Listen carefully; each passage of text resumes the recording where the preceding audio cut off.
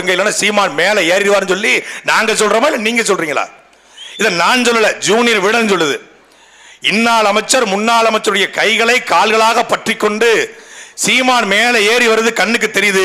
சீமான் deposit வாங்கிட்டா எங்களுடைய அமைச்சர் பதவி காலியாயிரும், முதலமைச்சர் கோச்சுக்குவாரு, அதனால அதிமுக ஓட்டை எப்படியாவது போட சொல்லுங்கன்னு சொல்லி வெக்கம் மானம் சூடு சொரணை இல்லாம அதிமுக காரன் காலில் விழுந்து ஓட்டு பிச்சை கேட்கிற நீங்க எங்களை பேசலாமா? எங்களை பேசலாமா? இவர் பெரிய முத்துராமலிங்க தேவர், இவர் தொகுதிக்கே போகாம அப்படியே வாய்ப்பூட்டு சட்டம் போட்ட உடனே ஜெயிச்சிருவாரு. மக்கள்கிட்ட வர்றதுக்கு தைரியம் இல்ல. ஏன் தைரியம் இல்ல?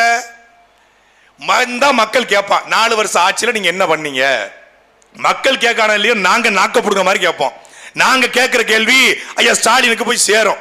4 வருஷம் ஆட்சி, நல்ல ஆட்சி, அதுக்கு 4 வருஷமே சாட்சி. எப்படி பிடிக்கிறாங்க பாருங்க பாயிண்ட. நல்ல ஆட்சி 4 வருஷமே சாட்சி. அதைத்தான் நாங்களும் சொல்றோம். நாரி போன ஆட்சியதுக்கு 4 வருஷமே சாட்சின்னு. வெக்கங்கட்ட ஆட்சியதுக்கு வேங்க வயல சாட்சி, அயோக்கியத்தனமான ஆட்சியதுக்கு அரிட்டாப்பட்டிய சாட்சி, அநீதியான ஆட்சியதுக்கு அண்ணா பல்கலைக்கழகமே சாட்சி. ஒரு முதலமைச்சர் ஈரோடு ஒரு தொகுதியில இடைத்தேர்தல் நடைபெறுது, அவர் வரமாட்டாரா, அமைச்சர்மார்கள் போக மாட்டாங்களா? நாங்க போகாமலே ஜெயிச்சிடுறோம். பாத்துறீங்களா? போகாம ஜெயிக்கிறதுக்கு இல்ல, வந்து இந்த 4 வருஷத்துல இந்த மக்களுக்கு நாங்கள் என்ன செஞ்சிருக்கோம்னு சொல்லணும்ல. ஒன்னும் சொல்ல முடியாது. அதிகபட்சம் என்ன சொல்லுவாங்க?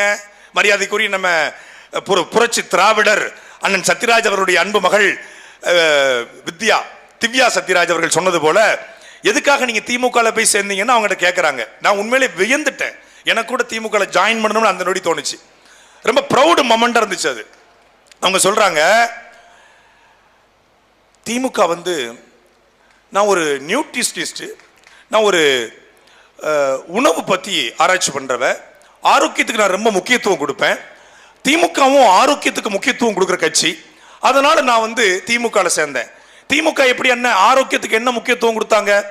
திமுக பார்த்தீங்கன்னா காலை உணவாக மாணவிகளுக்கு குழந்தைகளுக்கு ஆரோக்கியமான உணவை கொடுக்குறாங்க. அதனால ஆரோக்கியத்துக்கு முக்கியத்துவம் கொடுக்குற கட்சி, அதனால நான் திமுக சேர்ந்தேன். எது 5 நாள் போடுற காலை உணவுல 4 நாள் உப்புமா.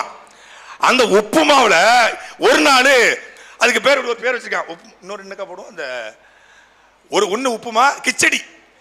உப்புமாங்கிறது தங்கச்சி, கிச்சடிங்கிறது அக்கா, ரெண்டு ஒண்ணுதான். உப்புமாங்கிறது இருக்கிறதுலயே மட்டமான கேவலமான உணவு. உப்புமா அது ரொம்ப தப்புமா. அந்த உப்புமாவை போடுறது அது ஆரோக்கியமான உணவா.